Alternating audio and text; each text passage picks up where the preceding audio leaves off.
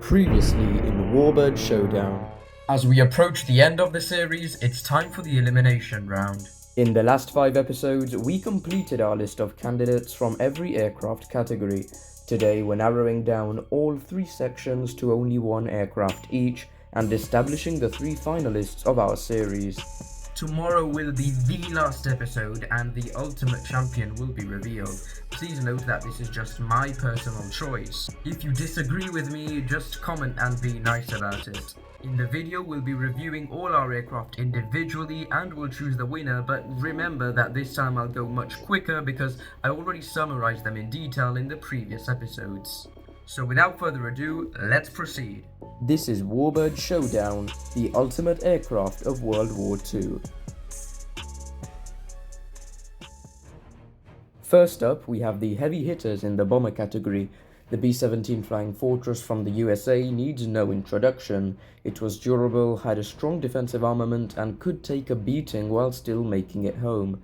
However, despite its impressive toughness, the B-17 wasn't the most effective in terms of payload or versatility. Next, we have Britain's Lancaster.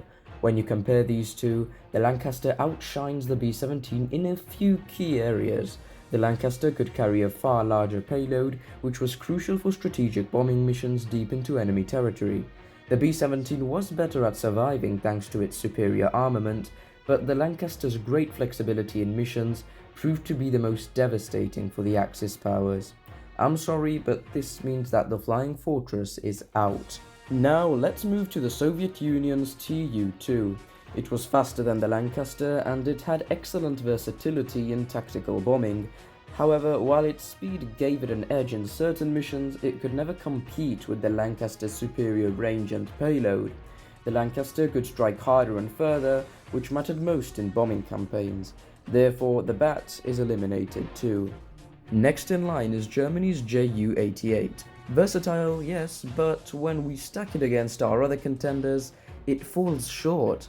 The Ju-88 could not carry an amazing bomb load and, while fast, was nothing out of this world. In a bomber showdown where strategic bombing capability is key, the Lancaster still remains ahead for now. Dear Ju-88, this means you're out.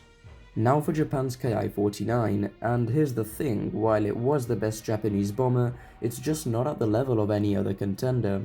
It could not carry a lot of bombs, it was not fast, and it was not a rugged aircraft. Frankly, all it had was good armament, but it was still Japan's best choice, which is why I included it in this series. Our winner, though, must be capable of striking effectively over long distances. What can I say, Japan was a bit lacking on the bomber side, so of course the Helen must be eliminated. This leaves Italy's Z-1007.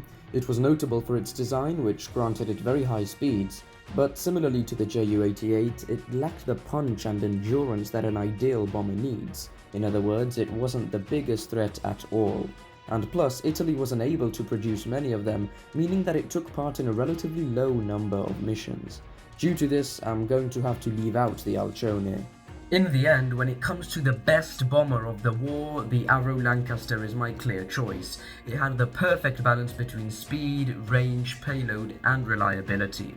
Now let's move on to the best fighters of World War II, where we start with the P-47 Thunderbolt.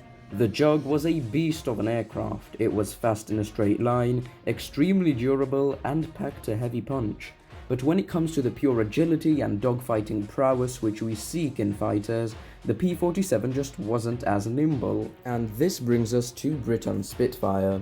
The Spitfire, with its superior turning and climbing ability, was the absolute master of dogfights. It could easily outmaneuver any P-47, and while it may not have been as rugged, its agility in the air made it one of the finest fighters of the war.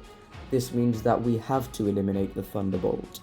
Comparing the Spit to the Soviet Yak III, this plane was also incredibly agile, fast, and could climb quickly, which gave it the edge in many battles on the Eastern Front. Moreover, its armament was a deadly force to be reckoned with. Yes, the Yak III was almost perfect in every way. However, the Spitfire's finest version still flew faster, climbed quicker, and even turned tighter. They simply had superior overall performance and adaptability in both high altitude and low altitude engagements. Very unfortunately, the Yak III exits the competition. Next, we have the German FW-190, the Luftwaffe's top fighter.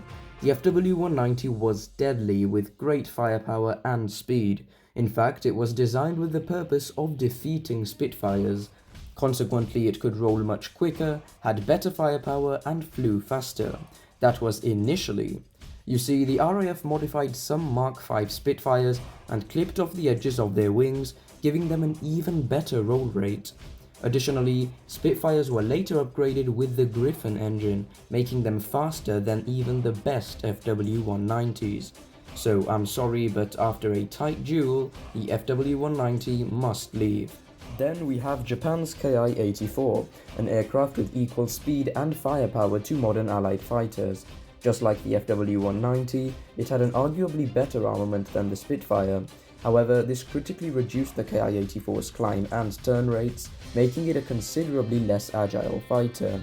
Furthermore, it arrived fairly late to the war and wasn't able to save Japan from retreating. Because of this, the Ki-84 is just not fit to stay in the competition. Lastly, we have Italy's C-202, an excellent and nimble fighter. In terms of agility, it could almost match Spitfires, and its armament was the same. The only problem is that the aircraft was slightly underpowered. It couldn't climb as well or fly as fast due to Italy's more limited resources during World War II. So sadly, its time in this series is over. When all is said and done, the Spitfire stands tall as the very best fighter. Its agility, versatility, and combat record made it practically unrivaled throughout the entirety of the war. Finally, we arrive at the best strike aircraft. First, we have the American SBD Dauntless. Known for its precision dive bombing, the Dauntless helped turn the tide at battles like Midway, where its accurate strike sank Japanese carriers. That said, it wasn't the fastest or most armed strike aircraft, which leads us to the British de Havilland Mosquito. The Mosquito, nicknamed the Wooden Wonder, was faster, more versatile, and could carry a heavier payload than the SBD. However, the Mosquito had a few weaknesses of its own. It couldn't strike with as much precision as the Dauntless, nor was it suitable for aircraft carriers, and most importantly, it was partly made out of wood, meaning that it could be easily taken down if shot at and would probably burn. Now we come to the Soviet IL-2, often called the Flying Tank. With its heavy armor and powerful armament, the IL-2 could withstand serious punishment while delivering devastating attacks against enemy tanks, artillery, and troops. Unlike the Dauntless or the Mosquito, the Sturmovik could dive into the thick of battle without fear of being shredded by ground fire. Its rugged design and unmatched durability make it stand out in the role of ground attack aircraft. Although slower than the Mosquito, the astronomical number of produced IL-2s, combined with its sheer toughness, give it the edge in close-range ground warfare, so at the moment it's our favourite. And at last, we have Germany's Bf-110, originally designed as a heavy fighter but repurposed as a strike aircraft. While it had solid firepower and could perform anti-ground and anti-ship roles, the Bf-110 wasn't as tough or plentiful as the IL-2. Moreover, its vulnerability in the face of anti-aircraft artillery and its limited success in ground attack missions compared to the Sturmovik make it less suited for the brutal frontline strike role. So after careful consideration, the IL-2 Sturmovik emerges as the best strike aircraft of World War II. Its incredible durability, effectiveness in ground attack missions, and impact on the Eastern Front make it a true champion in this category. Ladies and gentlemen, at last we have our finalists. The Avro Lancaster in the Bombers section, the Supermarine Spitfire in the Fighters section, and the Ilyushin IL-2 Sturmovik in the Strike Aircraft section. But which one of these three Warbirds will be the ultimate winner? That's what we'll find out in the next video, which also happens to be the last of the series.